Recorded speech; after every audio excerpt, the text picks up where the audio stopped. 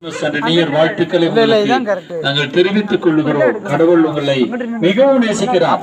இந்த கிறிஸ்துமஸ் நற்செய்தியை உங்களுக்கு அறிவிக்க நாங்கள் ஆசையோடு கூட உங்கள் வீடுகள் தேடி வந்திருக்க காரணம் என்னவென்றால் இயேசுவுக்காகத்தான் பிறந்திருக்கிறார்.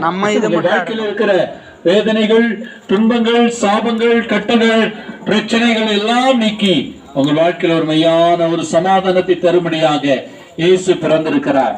இயேசு ஒரு முறை கடற்கரை ஓரமாக நடந்து போகும் பொழுது எண்ணற்ற வியாதியஸ்தர்கள் அவரை தேடி வந்தனர்.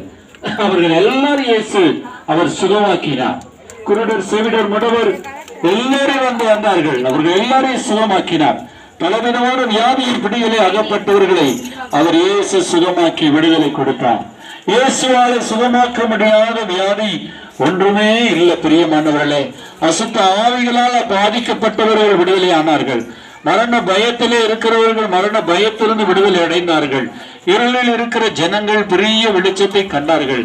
இந்த நாளிலும் கூட உங்கள் வாழ்க்கையில இருளாய் தோன்றுகிற வேதனையான காரியங்கள், பாவ கஷ்டங்கள், வியாதி போராட்டங்கள் உங்களுக்கு இருக்கலாம்.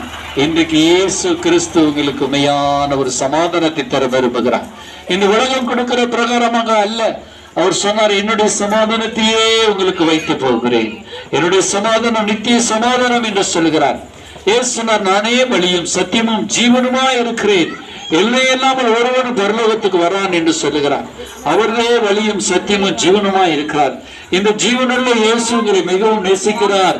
இந்த இயேசு உங்கள் வாழ்க்கையில சொந்த வாழ்க்கையிலே ரட்சகராக, உங்களுடைய மீட்பராக நீங்கள் ஏற்றுக்கொள்வீர்களானால் நீங்கள் ரட்சிக்கப்படுவீர்கள்.